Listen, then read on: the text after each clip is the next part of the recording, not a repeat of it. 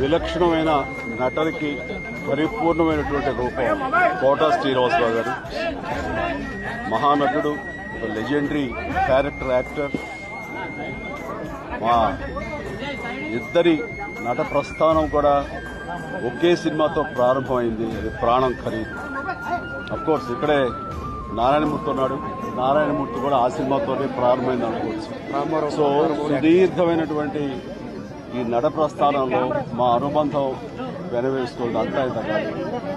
ఆయనతో నటిస్తున్నప్పుడు తెర మీద ఆయన నటనను చూసి అద్భుతం అనుకోవడం వేరు, వ్యక్తిగతంగా 1-to-1 కూర్చున్నప్పుడు ఆయన చేసే చమత్కారాలు కానీ చెప్పే జోకులు కానీ అవి ఆద్యంతో చాలా ఉత్సాహపరుస్తుంది. అంతే షూటింగ్ ఉందంటే కనుక ఇలా కోట శ్రీనివాసరావు గారు ఉన్నారు, ఇవాళ చాలా హుషారుగా బాగుంటుందని ఉత్సాహంతో వెళ్ళేవాళ్ళం. అలాగా ఆయనతోటి ఒక అనుబంధం పెనవేసుకుంటుంది. ఇంకా ఆయన చేయలేని క్యారెక్టర్, చేయని క్యారెక్టర్, మాట్లాడని యాస, మాండలికాలు లేవనే చెప్పాలి. అంతగా పరిపూర్ణమైనటువంటి నటన. నాటక రంగం నుంచి వచ్చి సినిమా రంగంలో తనకంటూ ప్రత్యేకమైన స్థానం ఏర్పరచినటువంటి గొప్ప నటుడు.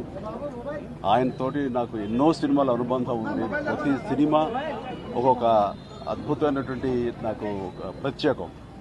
అండ్ అలాంటి మా కోట శ్రీనివాసరావు గారు ఈ రోజున లేరు అనుకోవటం అనేది నిజంగా చాలా తీరని లోటు.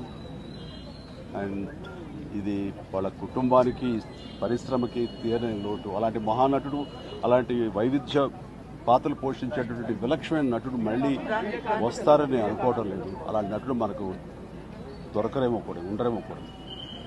అది ఎవరు పూర్తి చేసేటటువంటి చాలా భారీ నష్టం ఈ పరిశ్రమకి.